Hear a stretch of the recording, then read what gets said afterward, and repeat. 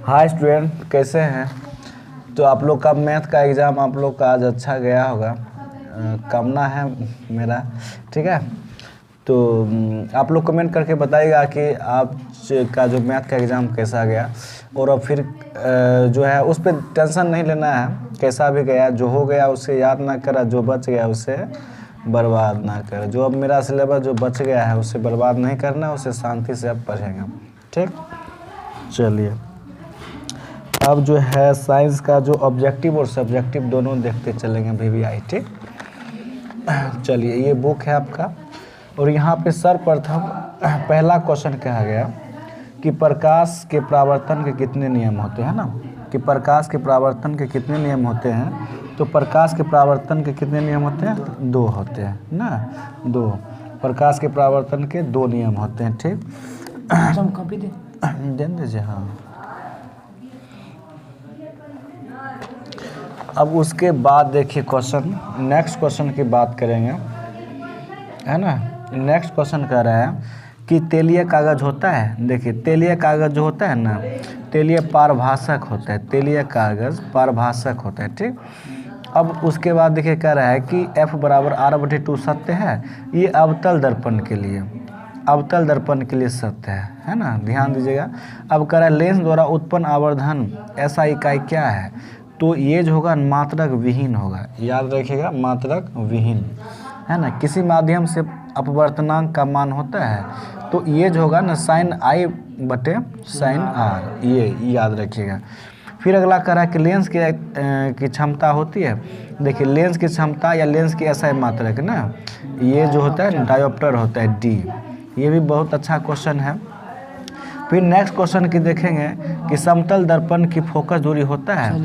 तो हाँ, छोड़ दिए जो VVI है ना, कितना क्वेश्चन करेंगे। समतल दर्पण की फोकस दूरी जो होता है वो अनंत होता है ना, समतल दर्पण की फोकस दूरी अनंत होता है। ठीक है, एडजस्ट कर लीजिएगा।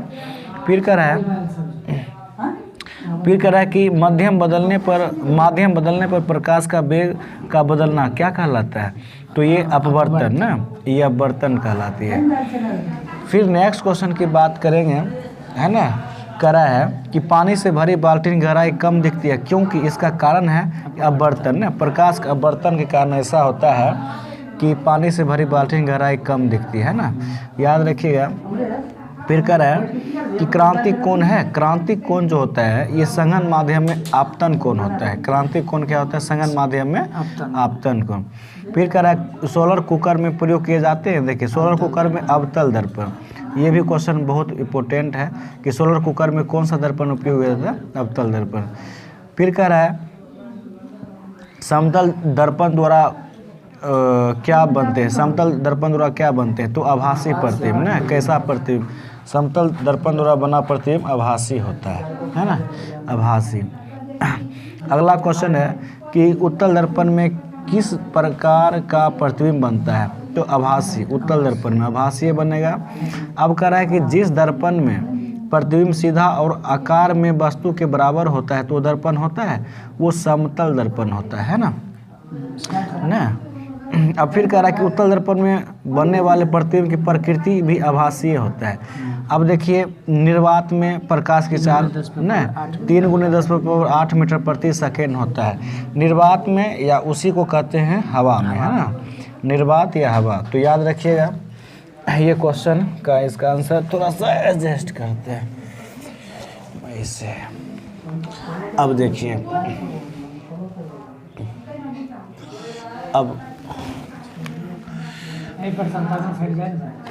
अब देखिए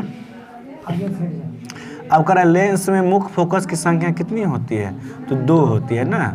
लेंस में मुख्य फोकस की संख्या जो होती है 2 होती है ना। लेंस में मुख्य फोकस कितनी होती है? 2।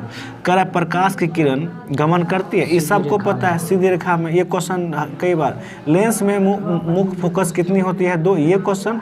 और प्रकाश किरण गमन करती है सीधी रेखा में, ये क्वेश्चन पूछता है ना। अब कह रहा है हजामत बनाने के लिए, ये भी क्वेश्चन पूछता है ना। हजामत या चाहे दाढ़ी बनाने में कौन सा दर्पण का उपयोग होता है? अवतल दर्पण। ये भी क्वेश्चन बहुत अच्छा है। चलिए जो इम्पोर्टेंट होगा वो उसी टॉपिक पर बात करेंगे। फिर कह रहा है कि मानव नेत्र के लिए दृष्टि स्थायित्व है, तो ये होगा 1/, जो है ना 10 सेकेंड। ये आंसर इसका याद रखिएगा, यही इसका आंसर होगा। फिर कह रहा है प्रकाश के अपवर्तन के कितने नियम? अपवर्तन के भी 2 ही नियम होते हैं। देखिए याद रखिएगा, प्रकाश के अपवर्तन और परावर्तन के 2 ही नियम होते हैं, ठीक। अब कह रहा है कि गोलीय दर्पण की फोकस दूरी उसकी वक्रता त्रिज्या की होती है, तो ये जो होती है आधी होती है। गोलीय दर्पण फोकस दूरी की उसकी क्या होती है? आधी होती है। फिर अगला क्वेश्चन कह रहा है, ढेर सारा क्वेश्चन है जो इम्पोर्टेंट है, वही क्वेश्चन पर हम बात करेंगे। फिर कह रहा है गोलीय दर्पण की वक्रता त्रिज्या 40 सेंटीमीटर है, तो इसकी फोकस दूरी क्या होगी? तो इसकी फोकस दूरी इसका आने की जो है ना वक्रता त्रिज्या का आधी होगा, 20 सेंटीमीटर, ठीक। फिर नेक्स्ट क्वेश्चन की बात करेंगे, आंख व्यवहार होता है। आंख में कौन सा दर्पण व्यवहार होता है? उत्तल ना, उत्तल याद रखिएगा, उत्तल, ठीक। फिर कह रहा है मानव नेत्र में किस प्रकार लेंस पाया जाता है? मानव नेत्र में उत्तल, है ना। अब कह रहा है मानव नेत्र में जो बिंदु प्रकाश के लिए बिल्कुल सुरगाही नहीं होता है उसे कहते हैं अंध बिंदु।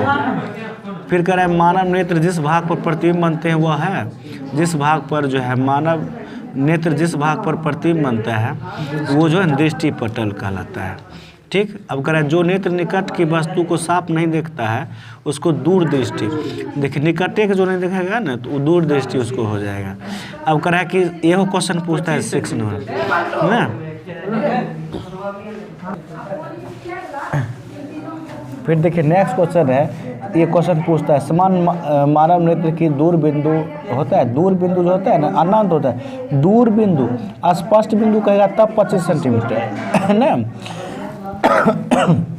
दूर बिंदु कहेगा तब अनंत। मानव नेत्र के दूर बिंदु अनंत, अधिक कहेगा मानव नेत्र का स्पष्ट बिंदु ना तब 25 सेंटीमीटर, ठीक। अब नेक्स्ट क्वेश्चन में देखेंगे, ये सब क्वेश्चन है। देखिए उदय और अस्त होते समय सूर्य कैसे दिखता है ना? ये लाल दिखता है, रक्तताप ना। किसी नेत्र की निकट बिंदु होता है, ये 25 सेंटीमीटर ना, निकट 25 सेंटीमीटर। और नेक्स्ट क्वेश्चन की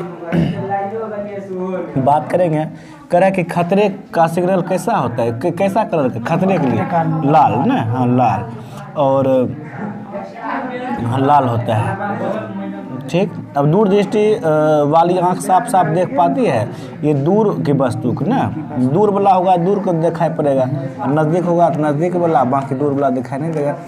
ये क्वेश्चन है। फिर और भी बहुत सारे क्वेश्चन हैं। इंद्रधनुष किस प्रकार का स्पेक्ट्रम है?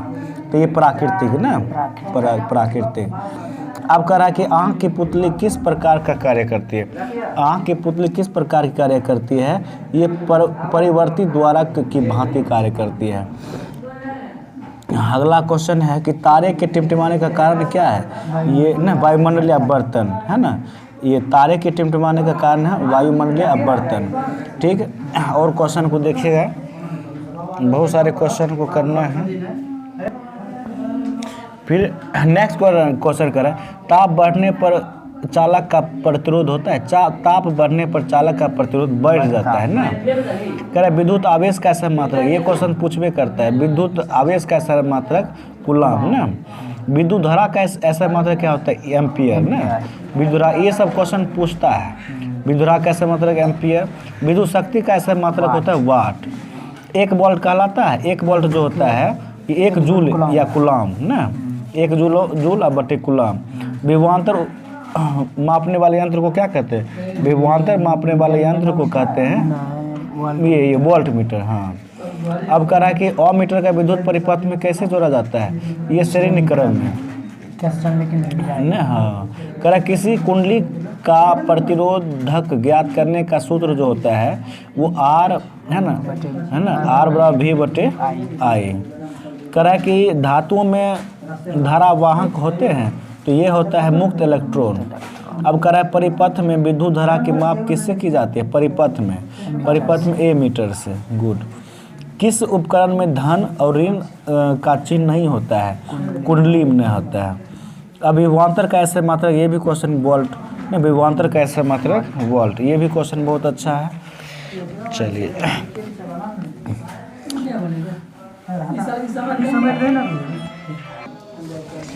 चलिए नेक्स्ट क्वेश्चन की बात करेंगे। एक जूल का मान होता है, एक जूल का, देख यहाँ से क्वेश्चन देखिएगा, एक जूल का मान होता है, तो एक जूल का मान जो होता है ये 0.24 कैलोरी होता है। ये क्वेश्चन अगला है कि बिजली का फ्यूज का तार बना होता है तो तांबे से ना, हाँ बिजली का फ्यूज का तार तांबे की बना होता है, याद रखिएगा। अगला क्वेश्चन, विद्युत धारा उत्पन्न करने की युक्ति को क्या कहते हैं?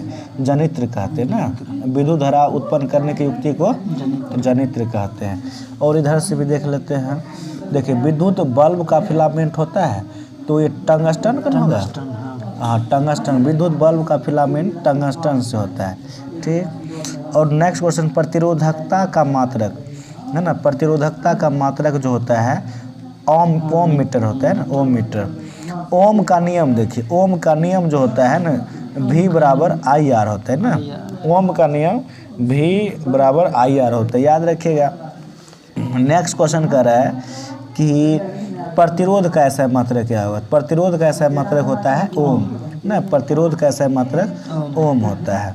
फिर कह रहा है एक कूलम आवेश के लिए इलेक्ट्रॉनों की संख्या होती है, तो एक कूलम आवेश के लिए इलेक्ट्रॉनों की संख्या होती है 6.25 गुने 10⁻18, याद रखिएगा। ये क्वेश्चन बहुत ही इम्पोर्टेंट है ये सब। देखिए और भी सारे क्वेश्चन देखते हैं। कह रहा है यदि चांदी के तार की ताप बढ़ाया जाए तो उसका प्रतिरोध होगा, बढ़ेगा। फिर अर्धचालक का ताप बढ़ने पर उसका प्रतिरोध क्या होता है? स्थिर रहता है। फिर इलेक्ट्रॉन पर आवेश होता है 1.6 गुने 10⁻19 कूलम होता है, ठीक। फिर कह रहा है कि विद्युत फ्यूज बचाता है, देखिए लघुपथन में बटने वाली उच्च धारा के खतरे से, ये। फिर कह रहा है कि विद्युत धारा उत्पन्न करने की युक्ति को क्या कहते हैं? ना जनित्र, इससे पहले भी क्वेश्चन आया था ऐसा वाला। फिर कह रहा है कि चुंबकीय क्षेत्र का मात्रक होता है, चुंबकीय क्षेत्र का ऐसा मात्रक होता है टेस्ला, है ना, टेस्ला, याद रखिएगा। फिर कह रहा है प्रतिवर्ती धारा का आवृत्ति होती है तो ये 50 हर्ट्ज, प्रतिवर्ती धारा का ऐसा मात्रक 50 हर्ट्ज। फिर हाँ तो ठीक है, अभी ऑब्जेक्टिव कुछ दिए हैं और ऑब्जेक्टिव और भी सब देंगे, कीजिएगा थोड़ा सा तैयारी, ठीक है। और अब मैथ का जो भी गया है उसको अच्छा से देख लीजिएगा। अब जो मैथ में हुआ सो हुआ, बट आगे जो है आगे की तैयारी अच्छा से करनी है, ठीक है। और देखिए सीटी यहाँ पे दे रहा है तो थोड़ा सा इसके लिए देखेंगे, तो फिलहाल देखेंगे इसको अच्छा से।